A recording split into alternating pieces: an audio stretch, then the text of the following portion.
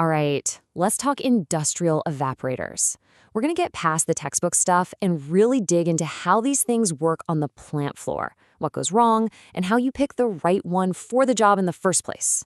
So you see a setup like this, a whole mess of stainless steel, pumps, instruments. But if you strip all that away, its job is dead simple. It's a kettle.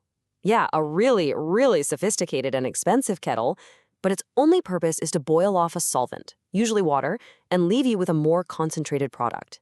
The whole engineering challenge is just doing that one thing as efficiently as possible. And doing it well means you're always juggling a trade-off. First, there's heat transfer. How fast can you dump energy into that liquid? Then you've got residence time. How long is your product getting cooked? Too long, and you might ruin it. And finally, the big one, the available temperature difference, or what we all call delta T. That's your driving force. It's the gap between your steam temperature and your product's boiling point. Pretty much every design choice you'll see comes back to optimizing these three. Okay, let's start with the most common type, the film evaporators. The whole idea here is to create a super thin layer of liquid on your heating surface, right? A thin film means you get really fast heat transfer and a short residence time. The trick, though, is how you actually create and maintain that film. This is the original, the old workhorse, the rising film. You feed liquid into the bottom of these long, vertical tubes that are heated on the outside with steam. As it starts to boil, the vapor bubbles form a core right in the middle of the tube. This expanding vapor starts moving fast, and it literally drags the rest of the liquid up the tube walls as a thin film. It's fighting gravity the whole way up, but it's a simple, pretty robust design that just works. So the falling film is the logical next step. Instead of fighting gravity, you just work with it. You put the liquid in at the top and let it flow down the inside walls. Now, the idea is simple, but the real engineering headache was figuring out how to get a perfectly even film across, say, hundreds of tubes all at once. If you get that wrong, you end up with dry spots, and that's how you burn your product. And when you look at them side by side, the difference is pretty fundamental. The riser on the left needs the boiling action itself, that vapor velocity to push the film up. The faller on the right, it uses gravity and a really carefully designed distribution system to pull the film down. The result? You generally get a thinner, faster-moving film in the falling film unit, which means better heat transfer, and it's even gentler on your product. But here is the really crucial difference from an operational standpoint. A rising film needs a pretty big temperature difference, a good, strong boil, just to generate enough vapor to lift that film. We're talking a minimum delta T of maybe 14 degrees Celsius or 25 Fahrenheit. A falling film doesn't need that. It can work with a much smaller delta T. And for energy efficiency, this is a huge deal. It means you can have more effects, where you stack evaporators in series and use the vapor from one to heat the next. Because the falling film can run on a lower delta T, you can fit more effects into the same overall temperature range, and that can slash your plant's steam consumption. So, what happens when your fluid is, nasty? What if it's full of solids, or it's really prone to scaling, or you're trying to crystallize something that will just foul up those nice thin film tubes? Well, that's when you have to ditch the finesse and go for more of a brute force solution. And this is it, the forced circulation evaporator. You've got a big pump that's just blasting liquid at high velocity through the heat exchanger. Now, the key here is that you keep enough back pressure on the system, what we call hydrostatic head, which is just the pressure from that column of liquid above it, to stop the liquid from actually boiling inside the tubes. It gets superheated, then it goes into the separator where the pressure's lower, and bam, it flashes into vapor instantly. By keeping the heating and the boiling separate, you don't give those solids a chance to bake onto your heat transfer surfaces.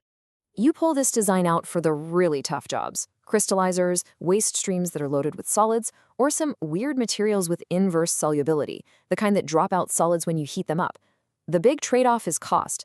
The pumps are massive, the piping is huge, and your power bill for running that pump is not going to be small.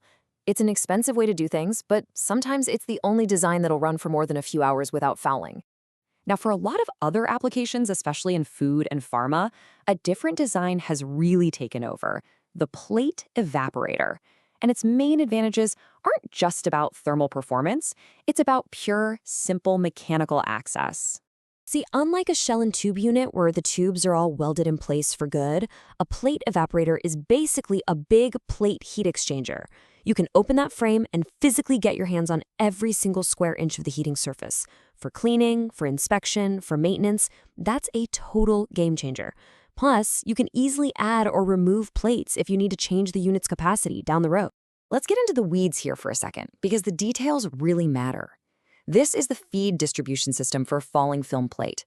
Your feed comes in through an orifice at point 1, hits a small chamber, flashes a little bit, then goes through that single hole at 3 into the main flash chamber at 4. From there, that two-phase mix gets forced through a whole row of smaller holes at 5. This whole multi-step pressure drop and distribution path, it's all designed for one thing: to guarantee you get a perfectly even film of liquid flowing down that plate. If you get this part wrong, the whole system is useless. Okay, so let's bring this back to the real world. Where do you actually use these things, and what should you be looking for when you're out on the floor? A classic example is fruit juice concentration. The goal is simple: get the water out. But the big constraint is that the product is incredibly sensitive to heat. You boil it too hot or for too long, you've just destroyed the flavor and the color. So you'd pick a multi-effect falling film system. Why? Because it gives you that super short residence time, and it works great with a low temperature difference. Exactly what you need to protect the final product quality. Or let's take something like pharmaceuticals, concentrating an active ingredient. The constraints here are even tighter. You need extremely gentle processing, often done in a single pass with zero recirculation. In this case, a rising/falling film plate evaporator is a really good fit. It gives you that low time and temperature exposure, and its compact, low headroom design works really well in indoor pharma plants where you don't have a lot of space. In the field, what usually bites people are a few common problems. Let's run through them. If your product isn't hitting its target concentration, the first thing to suspect is always fouling.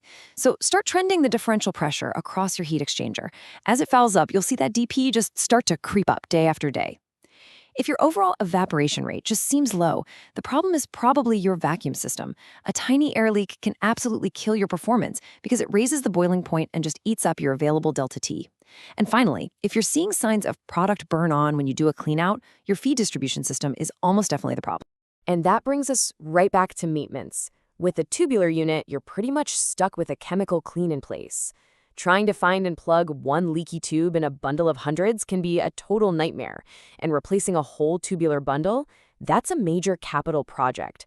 But with a plate unit, you can open it up, hit the plates with a pressure washer, visually inspect every single one, and be back online in a fraction of the time. The difference in just being able to service the thing it's huge.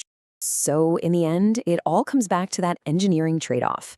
There's really no such thing as the single best evaporator.